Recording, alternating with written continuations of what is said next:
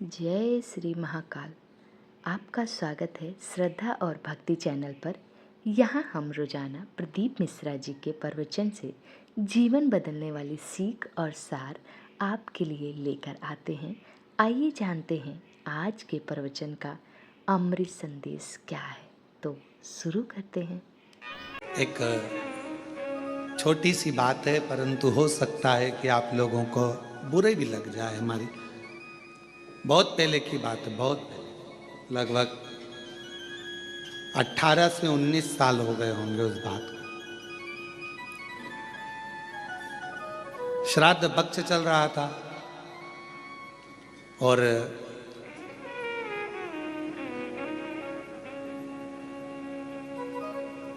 राजस्थान में कथा चल रही थी। जिन जजमान की यहाँ कथा थी, उन्होंने उनके एक कोई लड़की थी और वो कुंवारी अवस्था में, वो बिटिया लगभग 12th में थी और वो चली गई थी। उसके निमित्त का उस दिन उसका श्राद्ध था।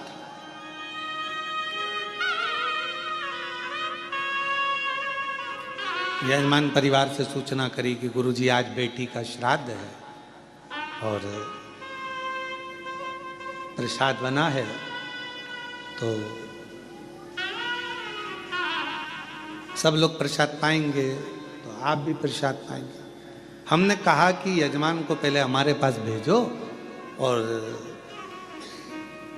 यजमान अगर दक्षिणा दे तो हम श्राद्ध पाए, मना नहीं। तो कहा गुरुजी आप दक्षिणा लेंगे? हमने कहा,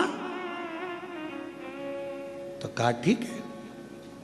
यजमान आए, राधा रमन जी। हमने कहा राधा रमन जी क्या बात है? कहा आज बेटी का श्राद्ध है, प्रसाद पाना। हमने कहा दक्षिणा लगेगी, बिना दक्षिणा के प्रसाद कैसे पाया जाए? तो कहा गुरुजी बोलो क्या दक्षिणा लगेगी? हमने कहा एक दक्षिणा चाहिए। एक बेटी गई है आपकी, 12th क्लास में पढ़ रही थी, पढ़ाई पूरी नहीं हुई थी, चली गई। कोई एक गरीब की बेटी जो 12th में पढ़ रही हो, उसकी पढ़ाई को तुम, उसकी कॉलेज तक का खर्चा तुम उठाओ, तो हम श्राद्ध पाना। ये हमारी दक्षिणा है। एक गरीब की बेटी अगर पढ़ने को तैयार बैठी है और शिक्षा चाहती है और उसके पास धन नहीं है, उसको तुम पढ़ाओ। तुम्हारी बेटी गई ना, उसको अपनी बेटी मानो, उसकी शिक्षा का खर्चा उठाओ, पढ़ाओ उसको अपना मानकर पढ़ाओ, शिक्षा का खर्चा दो उसका। कहा गुरुजी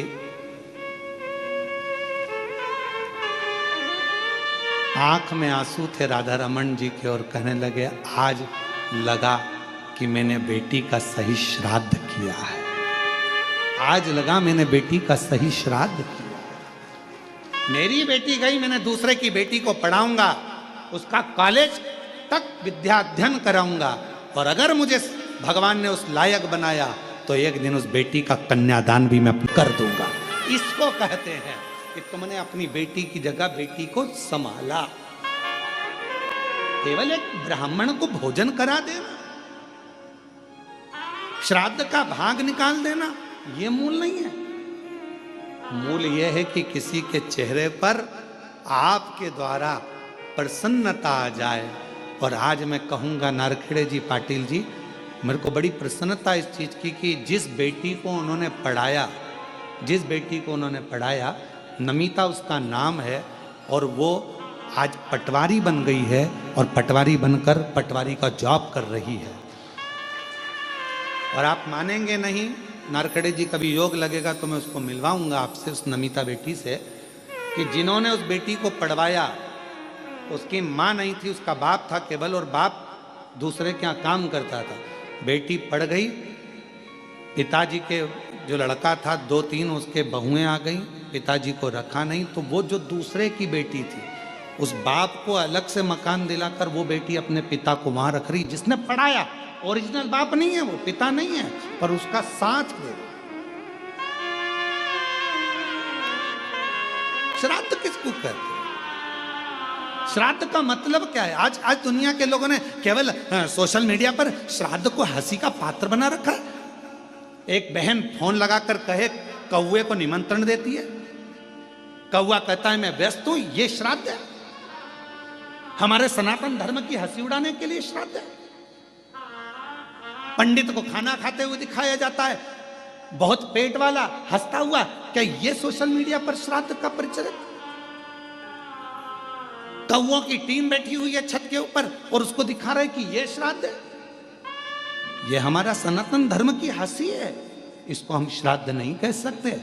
श्राद्ध का मतलब है अपने घर में जो बुजुर्ग हैं, अपने घर में जो बैठे हैं, उनको दिल से आदर कर लो, सम्मान कर लो, तो ऊपर बैठे हुए बुजुर्ग स्वयं आशीर्वाद देना प्रारंभ कर देंगे, वर देना प्रारंभ कर देंगे। श्राद्ध का मूल ये है।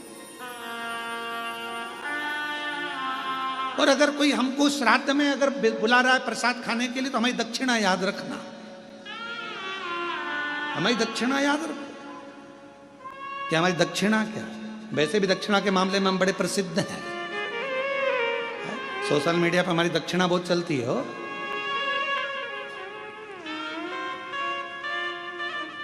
पर हमारी दक्षिणा याद रखना कि हमें अगर श्राद्ध पक्ष में प्रसाद पवाना है, जिसको बुलाना है हम आने को तैयार है, पर शर्त यह है कि अगर बुजुर्ग के श्राद्ध में बुलाओगे तो एक बुजुर्ग को तुम्हें उसके मरते दम तक संभालना पड़ेगा।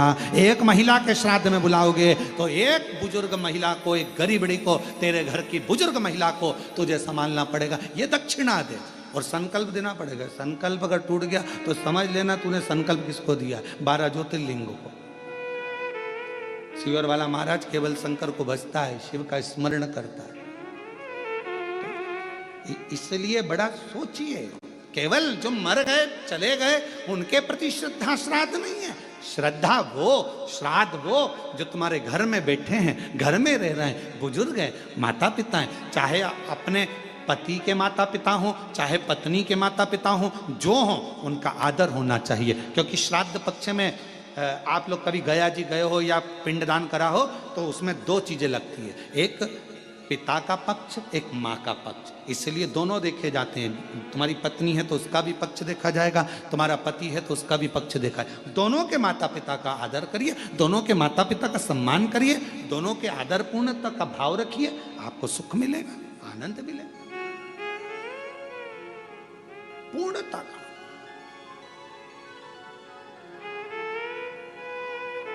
पति सोचे कि मैं अपने माँ बाप का आदर करूं, पत्नी के माँ बाप का नहीं, और पत्नी सोचे मैं अपने माँ बाप का आदर करूं, पति के माँ बाप का नहीं, तो ये पूर्णता नहीं मानी गई। ये दोनों का आदर, दोनों का सम्मान करें। माँ बाप वो भी हैं, माँ बाप वो भी हैं, दोनों का पूर्ण आदर के साथ में जो सम्मान होता है वही श्राद्ध का मूल है।